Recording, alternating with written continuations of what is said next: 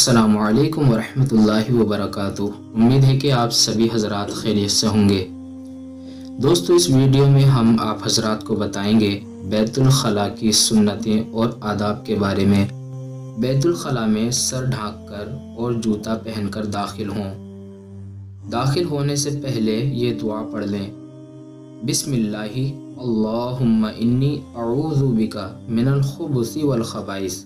इस दुआ के पढ़ने से बैतुल खला के खबीस शयातीन और बंदे के दरमियान पर्दा हो जाता है। बैतुल खला जाने से पहले अंगूठी या किसी चीज़ पर अल्लाह का नाम या कुरान पाक या हुजूर सल्लल्लाहु अलैहि वसल्लम का कोई नाम मुबारक लिखा हुआ हो और वो दिखाई देता हो तो उसको उतार कर बाहर छोड़ दिया जाए।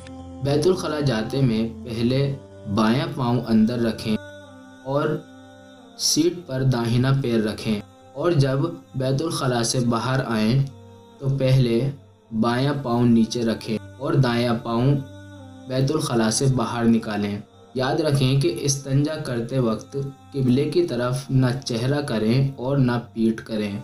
बैतुल खला में जाने के बाद किसी तरह की कोई बात ना करें और किसी तरह का कोई जिक्र भी ना करें। इस्तंजा करते वक्त बाएं हाथ का इस्तेमाल करें। इस चीज़ की एहतियात रखें कि पेशाब पायखाने की छींटों से खूब बचें, क्योंकि अक्सर अजाब कब्र में इसी किस्म के छींटों से ना बचने की वजह से होता है। इस्तंजा करते वक्त बाएं पैर पर ज़ोर ज़्यादा देकर बैठें ताकि सहूलत से फरागत हासिल हो जाए। बैतुल खला में नाक थूक साफ ना करें। खड़े होकर पेशाब करना बहुत गुनाह है, इसलिए बैठकर पेशाब करें।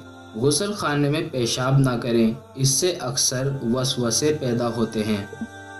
जब बैतुल खला से निकलें तो पहले दाहिना पैर बाहर निकालें, फिर बायां पैर, उसके बाद में ये दुआ पढ़ें, गुफ़रानका अल्हम्दुलिल्लाहिल्लज़ी अज़हबा अन्निल अज़ा व आफ़ानी।